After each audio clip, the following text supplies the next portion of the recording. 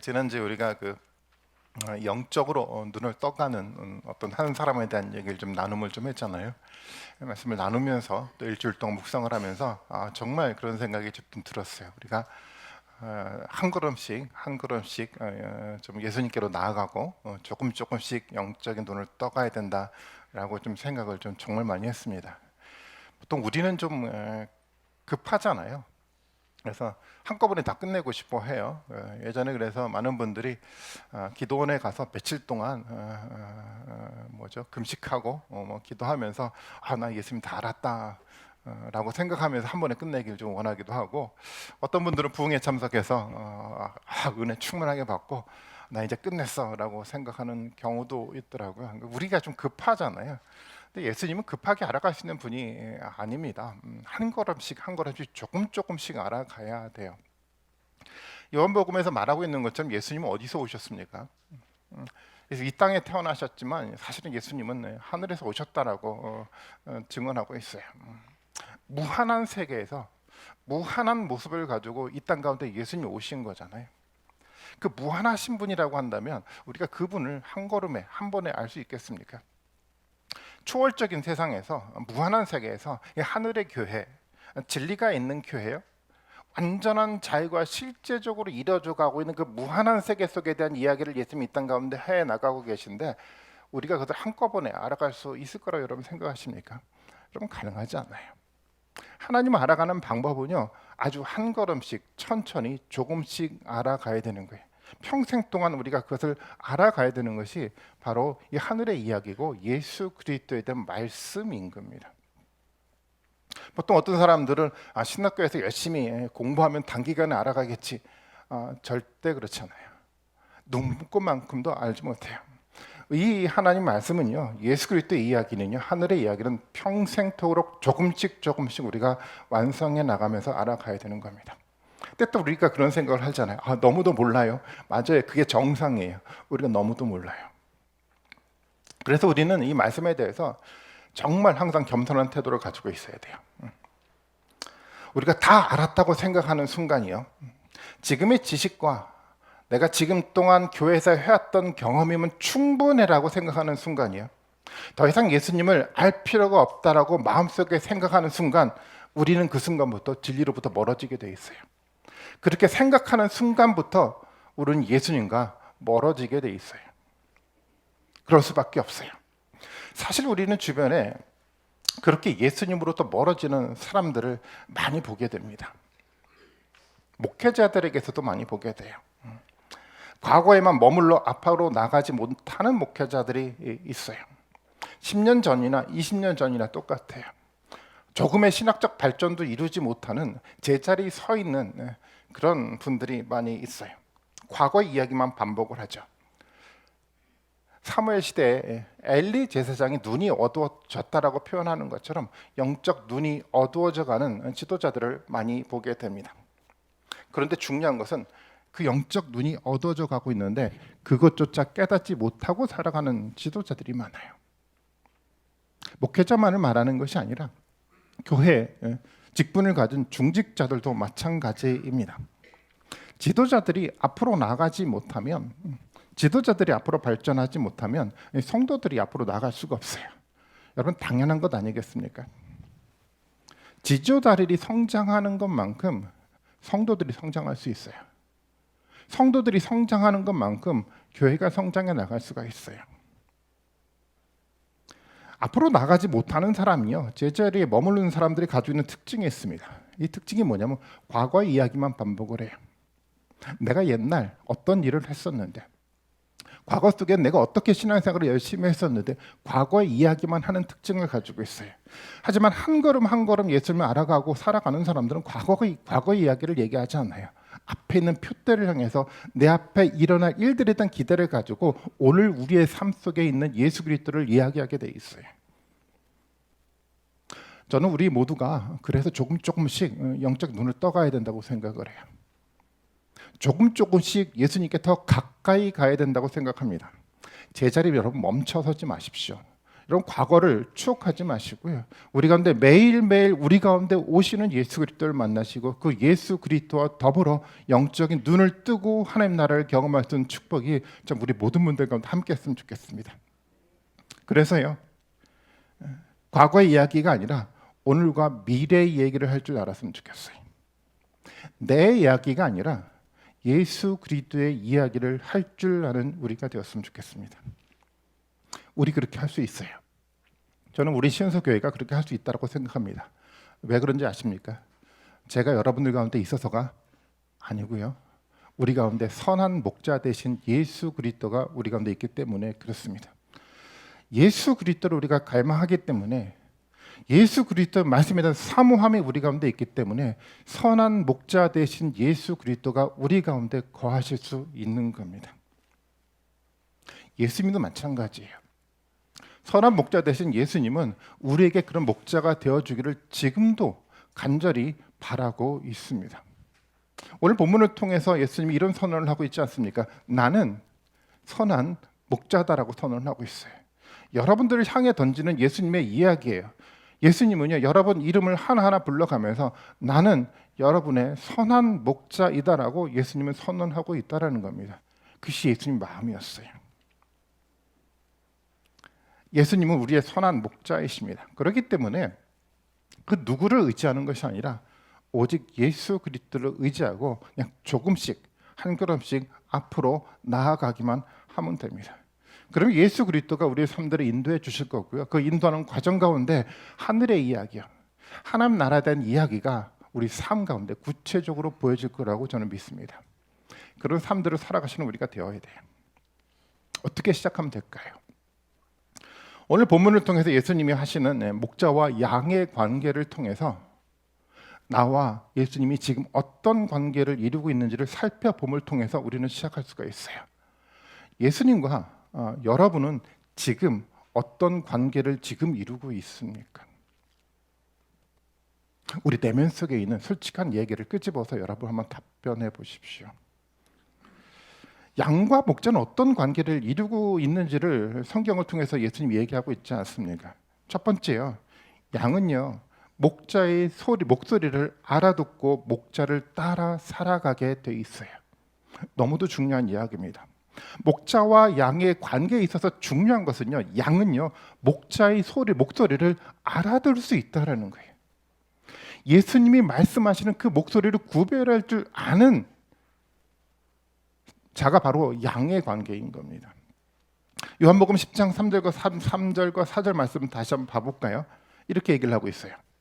문지기는 목자에게 문을 열어주었는데 양들은 그의 목소리를 알아들었대요. 그리고 목자는 자기 양들의 이름을 하나하나 불러서 이끌고 나가는데 자기 양들을 다 불러낸 다음에 그는 앞서가고 양들은 그를 따라간다. 양들이 목자의 소리를 알고 있기 때문이다라고 얘기를 하고 있어요. 양들이 목자를 따라갈 수 있는 가장 중요한 그 근거가 뭐냐고 본문에서 말하고 있는 것처럼 뭡니까? 목소리를 알아들을 수 있는 겁니다. 양들이 이름을 하나하나 불러 얘기할 때 양들은 그 예수님의 목소리를 알아들을 수 있어요. 만약 목자의 소리를 알아듣지 못한다고 한다면 어떻게 될까요? 목자를 따라가지 못하죠. 당연히 길을 잃어버릴 겁니다. 그리고 혼돈에 빠질 거예요. 목자 대신 예수 그리스도를 알아듣는 것은 그래서 그 어떤 것보다 중요한 겁니다. 세상에는 목자가 아닌 도둑과 강도가 많이 있어요. 유대 사회에서도 도둑과 강도가 많았습니다. 어떤 사람들이 도둑과 강도입니까? 오늘 보면 1절에서 말하고 있어요. 문이 아닌 다른 데로 들어가는 자가 도둑과 강도라고 예수님 말씀하셨잖아요. 하나님은 아주 분명하게 말씀을 가지고 문을 만들어 놓으셨어요. 그리고 예수님 어떻습니까? 그 말씀 그대로 이 땅 가운데 오셨고요.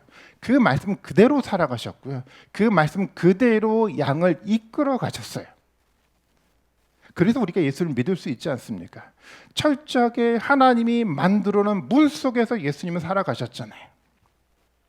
그런데요, 도둑과 강도들은 그렇지 않아요. 다른 문을 만들고 다른 문으로 들어가기 시작합니다. 어떤 문을 만들었습니까? 말씀이 없는 전통이란 문을 만들었어요. 그리고 돈이라는 문도 만들었어요. 그리고 그것으로 양을 이끌어 가려고 도둑과 강도들이 행하고 있어요. 이 도둑과 강도들은요, 다른 종교를 만들기도 하고 철학과 윤리를 만들어서 다른 문을 만들어서 양을 이끌어 가려고 하고 있어요. 그런데 문제가 있는데 뭐냐면, 예수님의 목소리를 알아들을 수 없는 사람들은 이 도둑과 강도의 말에 따라가게 되어 있습니다. 예수님의 말씀과 도둑과 강도의 말씀을 구분짓지 못해서 길을 잃고 혼돈에 빠지게 되어 있어요. 예전의 사람들은 목회자가 강대상에서 설교하는 모든 말씀이 다 하나님 말씀이라고 믿고 생각을 했어요. 그래서 아멘하고 모두 믿음으로 받아들여야 된다고 생각을 했어요. 절대 그렇지 않아요. 과거 목회자들이 하나님의 말씀이 아니라 하나님의 말씀을 전통으로 바꿔버렸어요. 하나님의 말씀으로 예수 그리스도 함께 교제를 해야 되는데 그냥 교회 열심히 다니고 헌금 많이 하고 봉사 열심히 하면 된다라고 왜곡된 얘기를 했어요. 하나님 주신 축복은 물질의 축복이 전부인 사람들을 이야기하기 시작을 했어요. 그냥 세상 사람들처럼 그냥 착하게 살면 천국에 간다라고 막연하게 사람들은 이야기를 해왔어요. 성경을 읽어가면 절대 그렇지 않아요. 이스라엘 역사를 통해서 우리가 너무도 많이 보아오지 않았습니까? 눈이 어두워진 제사장이 역사 가운데 있었어요. 말씀을 왜곡하게 하는 왕이 있었고요. 거짓으로 말씀을 전하는 거짓 선지자들이 이스라엘 역사 가운데 너무도 많았어요. 현재는 다를 거라고 생각합니까? 현재도 다르지 않아요. 영적으로 눈먼 사람들이 말씀을 전하고 있어요. 그것을 구별할 줄 알아야 된다는 겁니다. 13절의 말씀에 보면 자신의 이익만을 생각하는 삭군에 대한 이야기를 하고 있지 않습니까? 삭군이요. 이 삭군은요, 말씀이 목적이 아니에요. 자신의 이익을 위한 하나의 수단으로 말씀을 사용하기 시작을 해요. 돈을 벌기 위한 수단으로 생각하고요. 자신의 명예를 지키기 위한 수단으로 생각하는 삭군 지도자들이 있다라는 거예요. 말씀이 목적이 아니고 말씀이 수단이 되어버렸어요. 자기가 생각하는 이익이요, 자기가 꿈꿨던 어떤 목적을 세우고 말씀을 수단으로 생각하는 삭군 사람들이 있다라고 예수님은 아주 명확하게 얘기를 하고 있다라는 겁니다. 그리고 이 삭군 지도자들은 어떻습니까? 자기에게 이익이 되지 않으면 그냥 공동체를 떠나요. 사람들을 떠나가게 돼 있어요. 삭군의 모습이에요. 이런 삭군의 모습을 가진 사람들이요, 거짓 선지자들이 있는 이 상황 가운데 우리가 어떻게 살아가야 됩니까? 우리는 구별할 줄 알아야 돼요. 예수님의 목소리를 들을 줄 아는 영적 지혜가 우리 가운데 있어야 돼요. 영적 눈을 떠가서 예수 그리스도를 알아가는 그런 길을 우리가 가야만 하는 겁니다. 그렇지 않으면요, 우리는 삭군이 될 수밖에 없어요. 목회자가, 지도자가 삭군이 되면요, 성도들도 삭군이 되더라고요. 교회를 다니면서 자신의 이익을 위해서 교회를 다녀요. 교회 공동체가 중요하지 않아요. 자신이 벌어들일 돈과 자신이 얻어야 될 명예가 더 중요한 것으로 생각하고 살아가게 돼 있어요. 우리는 구분할 줄 알아야 됩니다. 예수 그리스도의 목소리를 구분해서 들을 줄 아는 영적 지혜가 정말 우리 가운데 필요해요. 저는 너무너무 필요하다고 생각합니다. 어떻게 우리가 영적 이 지혜, 예수 그리스도의 목소리를 들을 수 있는 이 지혜를 우리가 얻을 수 있겠습니까? 사실 우리가 잘 알아요. 목소리를 구분할 수 있는 방법이요, 함께 살면 됩니다. 그리고요, 함께 사랑하면 구분할 줄 아는 능력이 생겨나요. 갓난 아기를 둔 엄마가요, 많은 갓난 아기 속에서 어떤 아이가 우는데요, 자기 아이의 목소리를 구별할 줄 안대요. 많은 갓난 아이, 우리가 들으면 다 똑같이 들리는데 엄마는 알아듣는데요. 왜 그런지 아십니까? 사랑하기 때문에. 예수님도 같은 이야기를 하더라고요. 예수님 말씀 안에 머물면서 예수님과 함께 살아갈 때 비로소 우리는 예수님의 목소리를 들을 수 있게 됩니다. 좀 더 구체적인 이야기를 하는데 예수님의 사랑 안에 머물면서 사랑할 때 비로소 우리는 예수 그리스도의 말씀을 들을 수 있는 귀가 열려가는 겁니다. 요한복음 15장 9절 말씀인데요. 같이 한번 읽어보겠습니다. 같이 한번 읽어봅니다. 시작.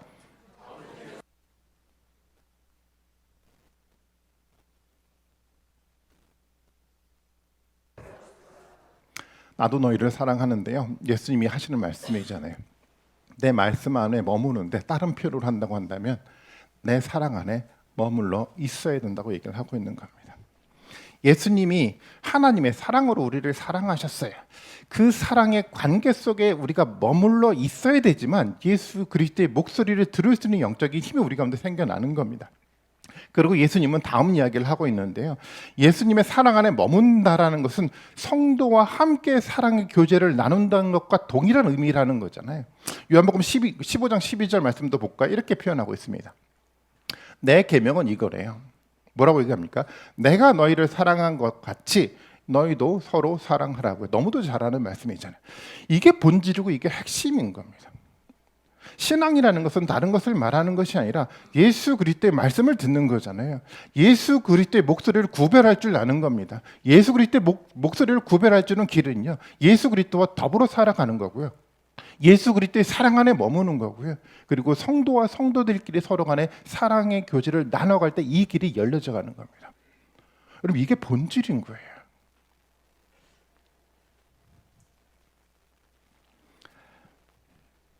예수님과 말씀으로 교제할 수 있어야 됩니다. 그래야지 우리는 예수님의 목소리를 구별할 수 있고 하나님의 지혜가 우리 가운데 생겨나는 겁니다. 너무도 당연합니다. 예수님이 우리에게 던지는 언어가 다 사랑의 언어 아닙니까? 사랑의 언어잖아요.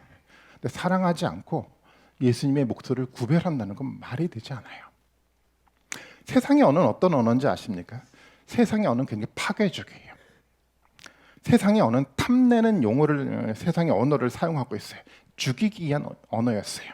요한복음 10장 10절 말씀 봐볼까요? 한번 같이 한번 읽어보겠습니다. 시작.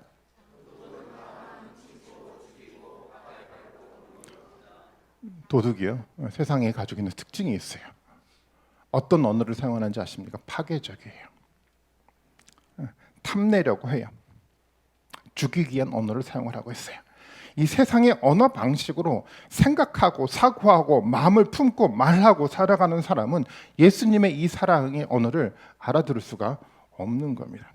예수님 말씀 안에 거해야 돼요. 예수님의 사랑 안에 거해야 돼요. 예수 그리스도의 사랑의 언어가 어떤 의미인지를 우리는 깨달아 알 수 있어 가야 되는 겁니다. 그래야지 우리는 예수님의 말씀을 듣고 예수님을 따라갈 수가 있게 되는 거예요. 그래야지 우리는 혼돈의 세상 속에서 다른 그 어떤 사람이 어떤 말을 한다고 하더라도 그게 혼돈되지 않고 길을 잃지 않고 예수 그리스도와 함께 살아갈 수가 있는 겁니다.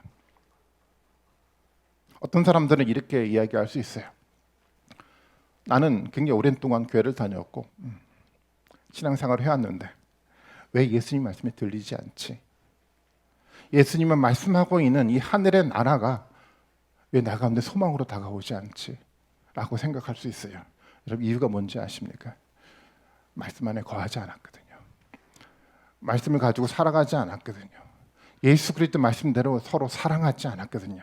이것이 있지 않는다고 한다면 예수 그리스도 목소리를 들을 수가 없다라는 겁니다. 그리고요 목자와 양의 관계는요 두 번째로요 선한 목자의 능력을 경험하며 살아가게 돼 있어요. 요한복음 10장 7절 말씀인데요. 그것도 한번 같이 한번 읽어보겠습니다. 같이 읽습니다. 시작.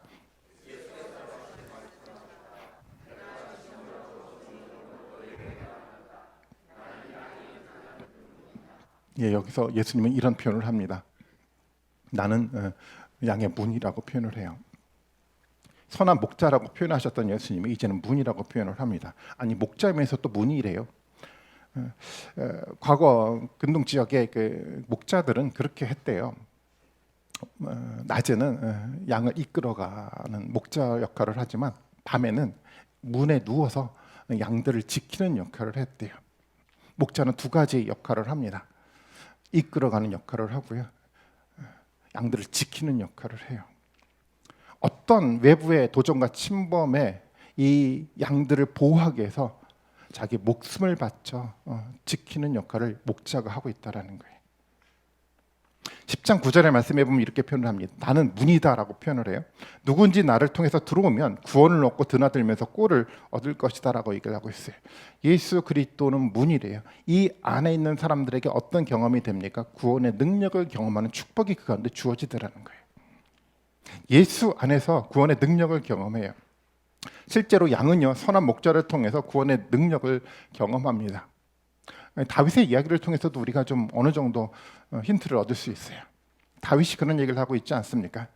자기가 양을 지킬 때 사자와 곰이 와서 양떼들 가운데서 새끼 양을 물어갔대요. 그러면 이 다윗은요, 그 사자와 곰이 입에서 새끼 양을 구해냈다고 합니다. 하나님의 능력이 그 가운데 경험이 됐죠. 양은요, 선한 목자를 보면서 뭐를 경험합니까? 때때로는 사자와 곰에 물려가더라도 그 입에서 구원받는 경험, 하나님의 능력, 예수 그리스도의 능력을 경험하고 살아가게 돼 있어요. 이게 목자와 양의 관계입니다. 믿음의 사람들은요, 세상으로부터 도전을 받잖아요. 사단의 도전을 받고요, 죄의 도전을 받고 살아갑니다. 하지만 선한 목자이신 예수님은 그런 도전으로부터 우리를 지켜냅니다. 그리고 때때로는 그 도전에 무너질 수도 있어요. 하지만 사단의 입에서 우리를 구원해내고 구출해낼 수 있는 그 능력을 우리에게 보이신다는 겁니다. 선한 목자와 양의 관계는 그런 거예요. 선한 목자신 예수 그리스도와 우리가 함께 살아가게 되면 이 예수 그리스도 때문에 이 구원의 능력을 경험하고 살아가게 되어 있습니다. 예수님 어떻게 구해냈습니까?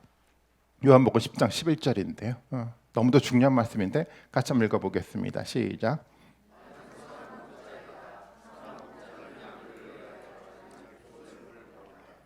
예수님이 자기의 목숨을 버리셨어요. 십자가에 달려 돌아가심을 통해서 사단으로부터요, 죄로부터 저와 여러분들을 구원해내셨어요. 그렇게 구원해내신 분이 예수 그리스도입니다. 그래서 우리는 이 구원의 능력을 매일매일의 삶들을 통해서 경험할 수 있게 됩니다. 이것이 목자와 양의 관계고 선한 목자와 믿음의 사람들의 관계입니다. 어떻게 능력을 경험합니까? 여러분 어떤 능력을 지금 경험하고 있습니까? 예수 그리스도 안에서요. 보통 사람들은 능력이라고 얘기를 하게 되면 옛날에 그런 얘기를 많이 해왔죠. 안 되던 사업이 잘 되면 하나님 능력이 내 가운데 임했구나라고 생각을 해요. 안 되던 공부가 잘 되면 능력이 임했구나라고 생각을 해요. 여기서 말하는 구원은 어떤 구원입니까? 사단의 또 죄의 종으로부터 구원받는 그 구원을 말하고 있지 않습니까?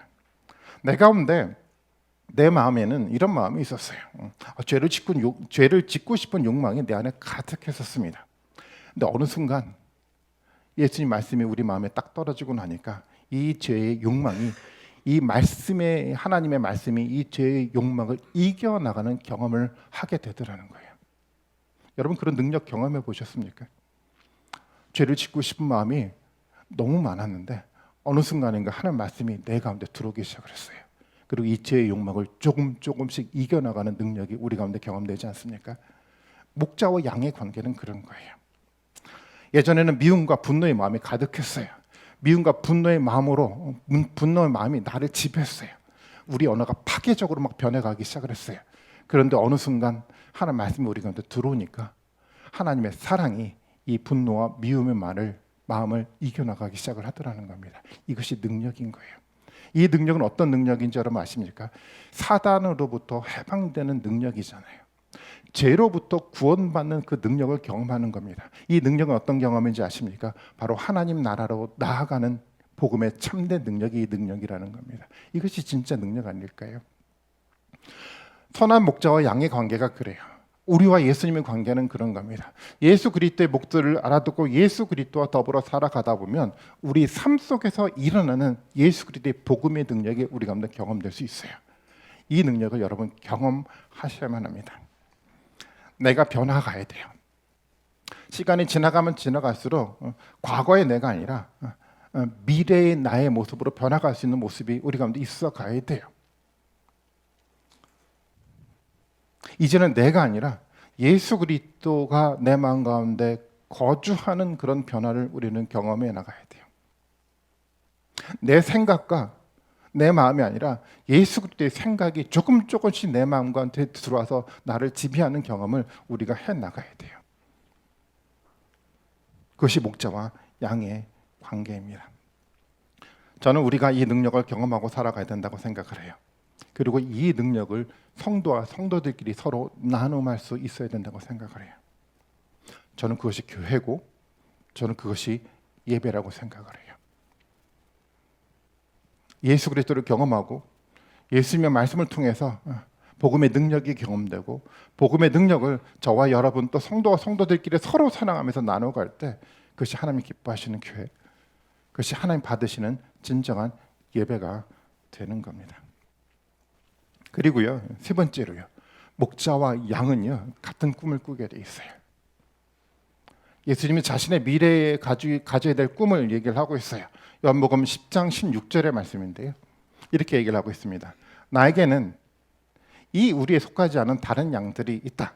나는 그 양들도 이끌고 와야 한다. 그들도 내 목소리를 들을 것이고 한 목자 안에서 한 무리 양떼가 될 것이다. 예수님의 이야기였어요. 나에게는 이 우리에 속하지 않은 다른 양들이 있대요. 어떤 양을 말하는 겁니까? 지금 예수님과 함께 다니는 제자들만이 아니라 더 많은 제자들을 예수님은 기대하고 있어요.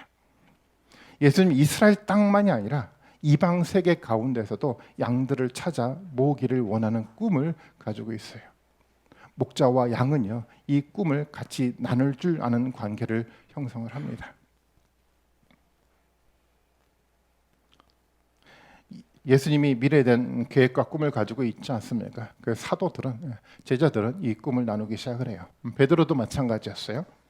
요한복음 21장 18절 말씀에 보면 우리가 너무도 잘 아는 말씀이죠. 이렇게 얘기를 합니다.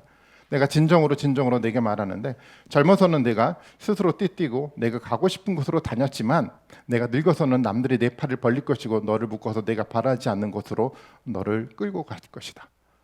베드로의 삶이 어떻게 변화가 됐습니까? 그 안에 우리에 머물러 있지 않고 예루살렘에 머물지 않고 복음을 들고 로마를 향해 베드로가 향해 나가지 않았습니까? 예수님의 꿈 때문이에요. 이게 목자와 양의 관계였어요. 사도 바울도 마찬가지였잖아요. 사도 바울도 어떤 인생을 살아갑니까? 예수님이 가졌던 꿈을 나누기 위해서 이 사도 바울은 복음을 들고 아시아와 유럽을 향해 자신의 삶을 헌신하게 됩니다. 목자와 양의 관계는 그렇다라는 거예요. 어떻습니까? 우리는 예수 그리스도와 같은 꿈을 가지고 살아갑니까? 예수 그리스도 마음 안에 있는 미래된 그 영광된 꿈이 있는데, 여러분 그 꿈을 여러분 마음속에 품고 있습니까? 목자와 양의 관계는 이런 관계예요. 예수 그리스도의 목소리를 구별할 줄 아는 사람은요, 예수 그리스도 같은 꿈을 꾸게 돼 있어요. 우리는 이런 생각을 하죠. 우리가 나이가 많았는데 어떻게 이런 일을 감당할 수 있어라고 생각을 해요. 나이가 많으면 할 수 없어요.